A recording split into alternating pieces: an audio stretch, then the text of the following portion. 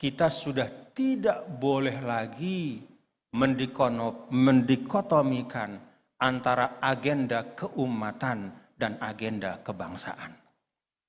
Agenda kebangsaan itulah agenda keumatan. Agenda keumatan itulah agenda kebangsaan. Jangan sampai kita memformulasi agenda keumatan, ya, tetapi itu ternyata tidak inline, berjalan seiring dengan gerak bangsa kita.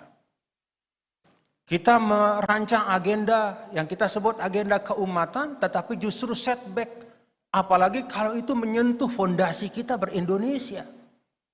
Kita di Indonesia ini sudah menyepakati negara bangsa, konstitusional, ada dokumen metayuridis, Pancasila, Undang-Undang Dasar, yang perumusnya sebagian adalah ulama.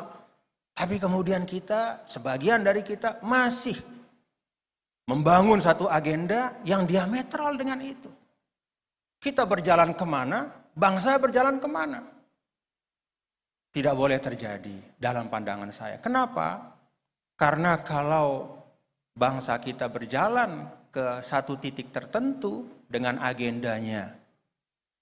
Kita simak misalnya Bapak Presiden Jokowi bicara tentang hilirisasi industri.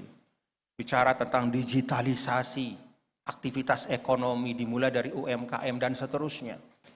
Lalu kemudian kita membangun agenda keumatan yang terpisah dan terputus dengan apa-apa yang kemudian menjadi agenda kebangsaan.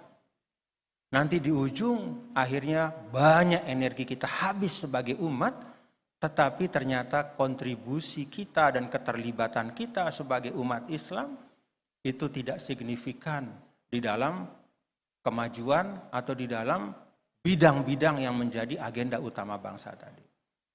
Karena itu kalau misalnya secara sederhana ketika Presiden mengatakan hilirisasi, pertanyaannya adalah seberapa besar peran dari umat di dalam hilirisasi itu. Ketika Presiden mengatakan digitalisasi, apa peran kita di situ? Mari kita pastikan bahwa agenda Indonesia juga adalah agenda kita sebagai umat Islam.